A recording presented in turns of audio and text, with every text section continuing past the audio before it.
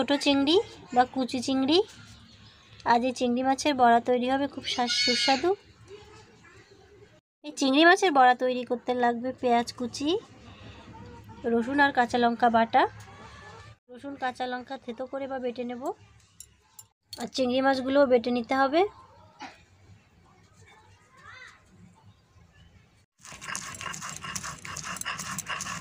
চিংড়ি মাছগুলো বেটে নিচ্ছি লঙ্কা রসুনের সঙ্গে।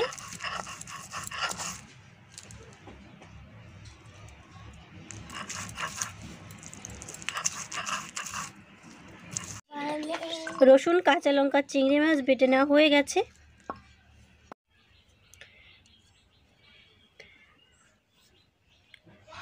হলুদ, নুন,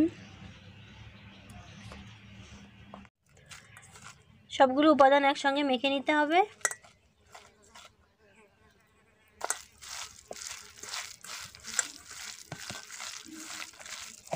বন্ধুরা, তোমরা দেখতে পাচ্ছ সবগুলো উপাদান ভালোভাবে মেখে নেওয়া হয়ে গেছে। চিংড়ি মাছ, রসুন, কাঁচা লঙ্কা, পেঁয়াজ কুচি, হলুদ, লবণ।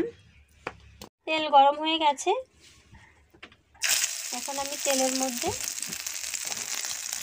চিংড়ি মাছগুলো এভাবে দিয়ে দেবো, এভাবে চ্যাপটা চ্যাপটা গোল গোল শেপ করে। তারপর ভালোভাবে ভেজে নেব। চুলার আঁচ মিডিয়াম স্লো থাকবে। এখন চিংড়ি মাছের বড়া বা পাকোড়াগুলো আস্তে আস্তে উল্টে নিতে হবে, যেন দুই পাশই সমানভাবে ভাজা হয়। চুলার আঁচ কিন্তু মিডিয়াম স্লোই থাকবে, বেশি জোরে দেবে না, তাহলে বড়াগুলো পুড়ে যাবে। এভাবে করে সবগুলো পাকোড়া বা বড়া আমি ভেজে নেব। সবগুলো বড়া তৈরি হয়ে গেছে, এখন আমি তুলে নেব।